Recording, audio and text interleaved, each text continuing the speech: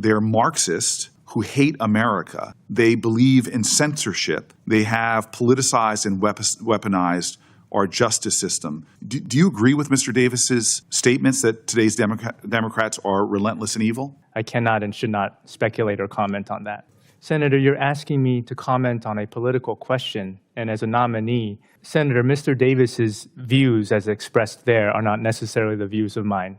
I didn't ask if they were necessarily. I just asked, do you think that if a man refuses to denounce half the country to please the radical left, does that makes him dangerous? Or does it make him the only sane one in the room? I mean, really, what we saw wasn't just a nomination process. It was a full-on ideological interrogation. Senator Booker and his Democrat colleagues turned what should have been a straightforward judicial confirmation into some kind of emotional hostage situation. Why? Because the nominee wouldn't say that Democrats aren't evil. This is the Prodigy Unfiltered. Thank you, Mr. Chairman. And to all the nominees today, it's obviously a time in America where we should recognize people who want to step forward and serve in the public interest, do so at often great sacrifice, not just to themselves, but to their families. So I just want to recognize that this is a very important part of our American tradition, and people that step forward for these offices should be commended for doing that. Mr. Chong, I want to jump right back in to where my colleague was asking you about Mike Davis, if you don't mind me to dig in a little bit more here. And if that's one of my videos, keep it playing. But if it's not me, you should cut it off right now. Do you agree with Mr. Davis that you guys are friends, correct? We are friends, Senator. Yeah, thank you. And Mr. Davis recommended you, or did Mr. Davis recommend you or otherwise mention you to anyone in the Trump administration for this judicial vacancy? I believe he might have, Senator. Thank you, sir. Do you know exactly what did he say or to whom he made that recommendation? I do not know that, Senator. Thank you, sir. Mr. Davis,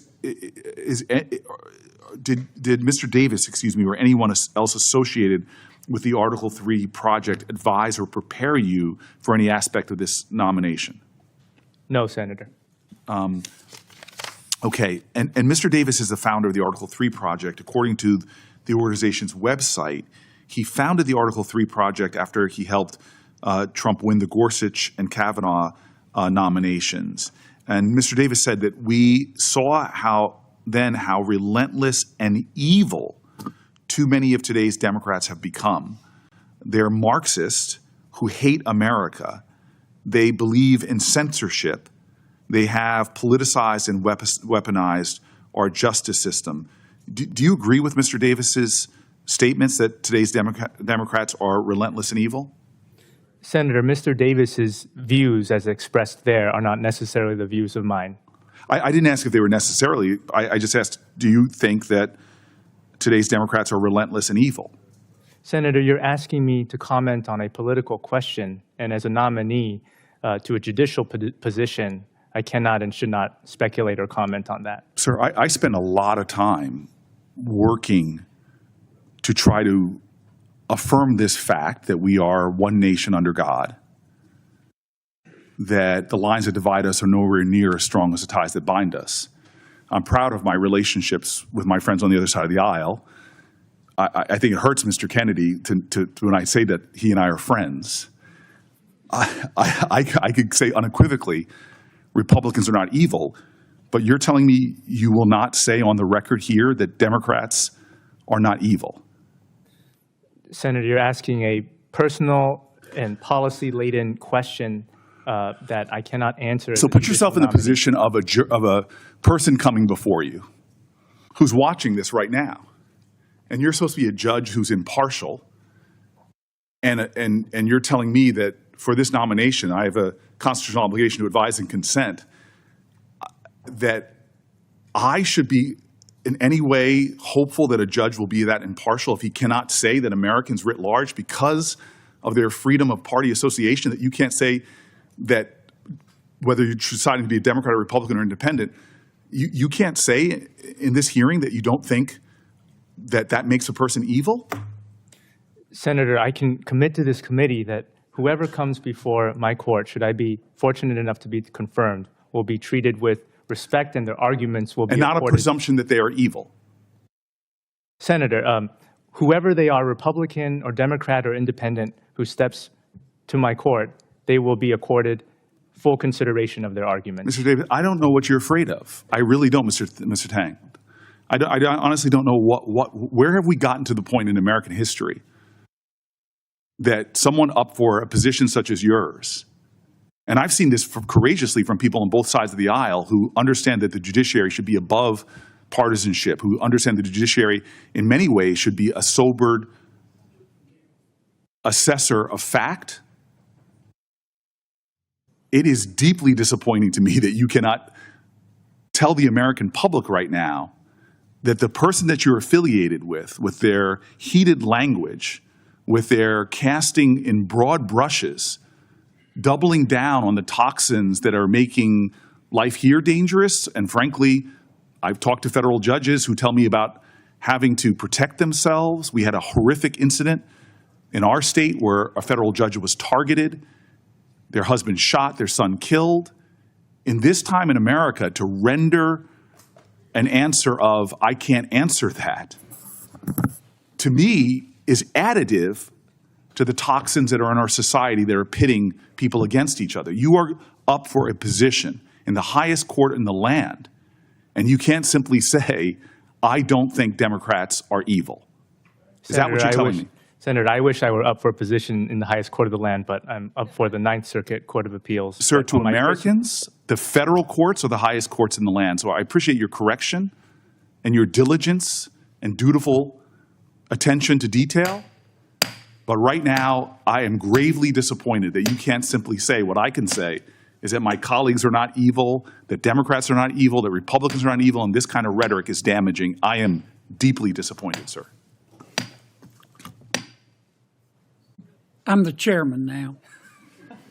We've got a new sheriff, and I'm going to call on Senator Schmidt. But before I do, Mr. Chong, I'm going to give you another chance. I want you to think real hard. I looked at your record. I think you're a good man. You don't think, you really don't think that somebody's evil just because of their party they're in America, do you? I don't think that, Senator. Oh, God bless. Thank you, sir. That's the answer I was looking for, and I don't understand why you wouldn't answer me, maybe because I'm a Democrat, but dear God, that's the easiest question I've heard asked today, and thank you, Chairman Kennedy, for eliciting what is a response we should get from any American who's up for a federal position. I don't think Senator Booker was trying to trick you. You don't think Republicans are evil, do you? I do not. And you don't think independents are evil, do you? No, Senator. And you don't think Democrats are evil, do you? Senator, I do not. Good. Yep, you heard that right. So, let me set the scene for you. Mr. Lawrence Chong, the nominee for the Ninth Circuit Court of Appeals, is sitting before the Senate Judiciary Committee. He's calm, respectful, ready to answer policy-related questions about his background, legal philosophy, judicial restraint, all that good stuff. You know, the stuff that actually matters in a confirmation hearing. But that's not what Booker and his buddies wanted to talk about. No. They wanted a loyalty oath. Not to the Constitution, but to their party. They read a quote from Mike Davis, a conservative who said that many Democrats today have become relentless and evil, and then they demanded Mr. Chong disavow not just the quote, but the entire idea that any Democrat could ever be described as evil. And when he didn't immediately give the correct answer, they pounced. Here's what's insane. Mr. Chong actually did the right thing. He refused to take the bait. He said, look, I'm up for a judicial position. It's not my role to wade into partisan name-calling. That's not judicial. That's political.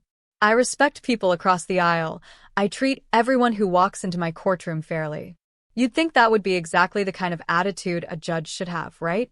But to the Democrats on this panel, neutrality is now offensive.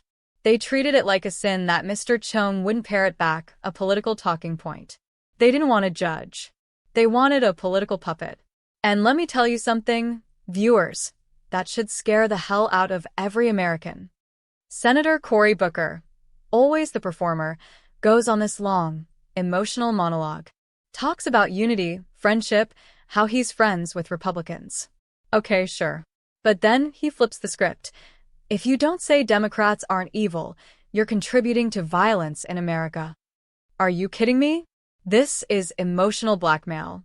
He brings up tragic stories of violence against judges, stories we all sympathize with, but then uses them to guilt-trip a man into repeating a political slogan? That's not leadership. That's exploitation. What they wanted was for Chong to disavow Mike Davis, disavow Trump, disavow conservatives, and bend the knee. This was about power. Nothing more. Let's talk about the real reason they did this. The left is terrified of losing control of the judiciary. After Trump appointed 3 Supreme Court justices and flipped the balance of the courts for a generation, the left lost its grip on the one branch they used to count on to enforce their social agenda. So now, every conservative nominee is treated like a threat. They aren't asked about constitutional principles, they're asked about feelings, about narratives, about whether they'll swear allegiance to the woke doctrine of the day. Mr. Chong's crime wasn't that he hates Democrats. It's that he won't play their game. Let me speak to you not just as a commentator, but as a proud American patriot. I don't care what party you belong to if you're a judge. Your job is not to be liked. It's to be impartial. It's to uphold the law. And if a man like Mr. Chong, who repeatedly said he would treat everyone with fairness and respect, gets dragged through the mud just for refusing to play partisan footsie, then we've got a real crisis in this country. I don't think Democrats are all evil. I don't think Republicans are either. But I do think there are people in power, especially on the left, who are trying to reshape our institutions into tools for their own political control. That's evil. That's dangerous. And it needs to be called out. Shout out to Senator John Kennedy, by the way. The man knows how to cut through the nonsense. Gave Mr. Chong another chance to answer simply and clearly. And guess what? He finally said it. No, he doesn't believe Democrats are evil. Problem solved, right? But it shouldn't have taken all that. He shouldn't have had to dance around political traps just to get confirmed. This is what happens when ideology takes precedence over integrity. If this is the new standard, if judges are going to be forced to declare party loyalty in order to get confirmed, we're not a constitutional republic anymore. We're becoming something much darker. And we, as American patriots, cannot let that happen. This is Prodigy Unfiltered. Like, share, subscribe, and stay in the fight. God bless America.